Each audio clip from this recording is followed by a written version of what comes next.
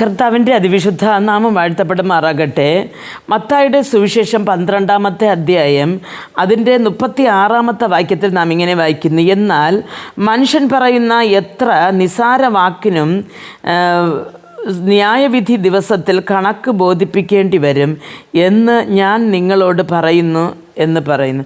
പ്രിയ ദൈവമക്കളെ, നാം നിസ്സാരമായിട്ട് പറയുന്ന ഏതൊരു വാക്കിനും ദൈവസന്നിധിയിൽ ന്യായാസനത്തിൻ്റെ മുമ്പിൽ കണക്ക് കൊടുക്കണമെന്ന് ദൈവം പറയുന്നു.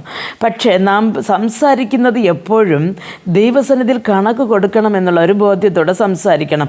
അതിൻ്റെ 35-ാമത്തെ വാക്യത്തിൽ നാം വായിക്കുമ്പോൾ അവിടെ ഇങ്ങനെ കാണുന്നു: നല്ല മനുഷ്യൻ തൻ്റെ നല്ല നിക്ഷേപത്തിൽ നിന്ന് നല്ലത് പുറപ്പെടുവിക്കുന്നു, ദുഷ്ട മനുഷ്യൻ ദുർനിക്ഷേപത്തിൽ നിന്ന് തീയത് പുറപ്പെടുവിക്കുന്നു എന്ന് പറയുന്നു. അപ്പോൾ നമ്മുടെ ഹൃദയത്തിൽ നല്ല നിക്ഷേപങ്ങൾ, നല്ല സ്വഭാവങ്ങൾ, നല്ല മനസ്സിരിക്കുകയാണെങ്കിൽ ആ ഒരു ഹൃദയത്തിൽ നിന്ന് നല്ല വാക്കുകളാണ് നമ്മുടെ വായിൽ വരുന്നത്. ഇല്ല, നമ്മുടെ ഹൃദയത്തിൽ ദുഷ്ടത നിറഞ്ഞിരിക്കുകയാണെങ്കിൽ ദുഷ്ടം നിറഞ്ഞ വാക്കുകളാണ് നമ്മുടെ വായിൽ നിന്ന് വരുന്നത്.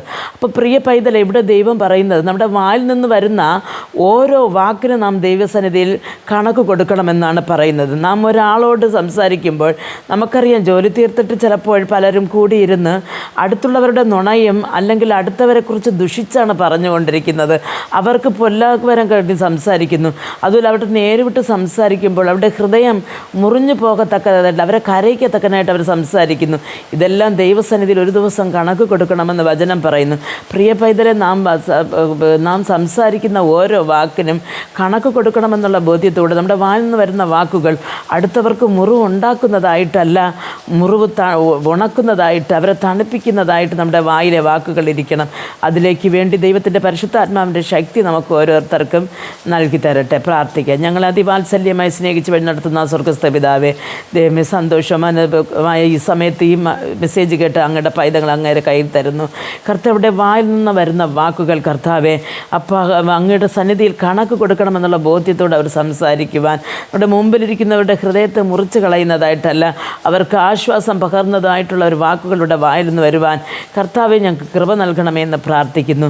അന്ത്യം വരെയും അങ്ങയുടെ വചനത്തിൽ നിലനിന്ന് ജീവിപ്പാൻ ഞങ്ങൾ കൃപ നൽകണമേ എന്ന് പ്രാർത്ഥിക്കുന്നു. യേശു ക്രിസ്തുവിൻ്റെ നാമത്തിൽ പ്രാർത്ഥിക്കുമ്പോൾ പ്രാർത്ഥന കൃപയോട് കേട്ട് മറുപടി നൽകി തരണം നല്ല പിതാവേ. ആമേൻ.